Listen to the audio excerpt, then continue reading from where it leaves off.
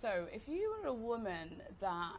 feels you're working in an environment that is very high pressured, maybe target orientated and very demanding, then this is really what my share is about for you today. One of my experiences in running a commercial kitchen, and especially when I compare that to what it was like working in a corporate office environment, was the amount of pressure that there is to perform in a very different energy that a woman typically has. And what I'm talking about here is being in the very masculine energy, which is about being demanding and strong and forceful and very action orientated. And you know, this week it was a really challenging week for me because I actually ended up in court with an ex-employee. It was particularly hard for me because the way that I had managed this person was from a very nurturing point. I wanted, because I knew, as like a lot of kitchen staff, he had a lot of hardships, a lot of personal problems, and you know the typical scenario for most of the kitchen staff, and they're not coming from a formal education, and they've had a lot of struggles in their life. And so this particular person I really wanted to nurture. And the reason why the court case happened was that he decided to leave and not serve notice, which meant that he was going against his contract of either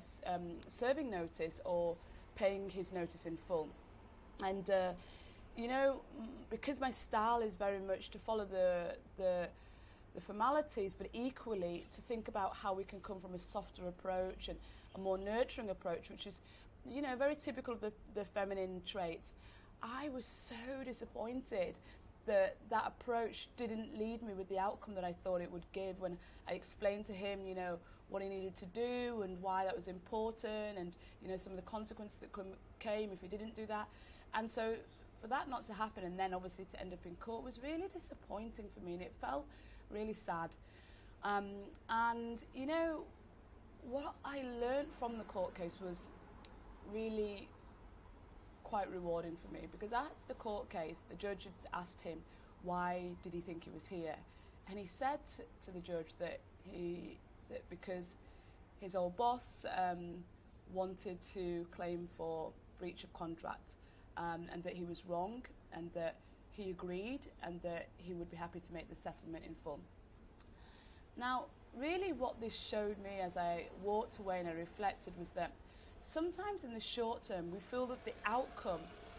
isn't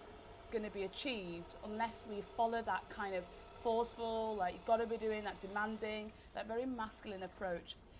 And the reality is that approach for women burns us out.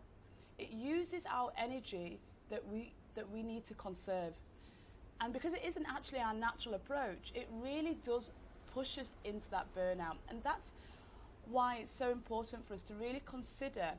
that actually a softer approach, a slower approach can still get us the results. And when I walked out of that court case, what I realized is that maybe at that time I didn't feel like I had the outcome, but on reflection I actually did get the outcome I wanted, which was I ultimately wanted him to understand the importance of following a certain process and the consequences if he didn't, and for him to really show up into his job in the right way, in the way that I know that I believe that he could do. And hearing him share, you know, so much later on that he knew he was wrong and he'd made a wrong decision, and seeing that reflection afterwards really reminded me how important it is for us to know that we can get the outcome that we want by still going softer and slower. So I would love to hear your comments and your feedback on how maybe experiencing a more nurturing approach and softer approach isn't what you necessarily see in the office or your working environment, but is still getting you the results that you need. So leave your comments below, and do feel free to share this with maybe a woman in your life that you may find is having some challenges, maybe approaching things from a different angle. Now, you know also the best way to get other tips in terms of keeping on top of your health and your goals and aspirations in terms of your health is over at my website, 𝐓𝐫𝐿𝐼𝐶𝐾.co. You can sign up for my newsletter there, where I also share other tips.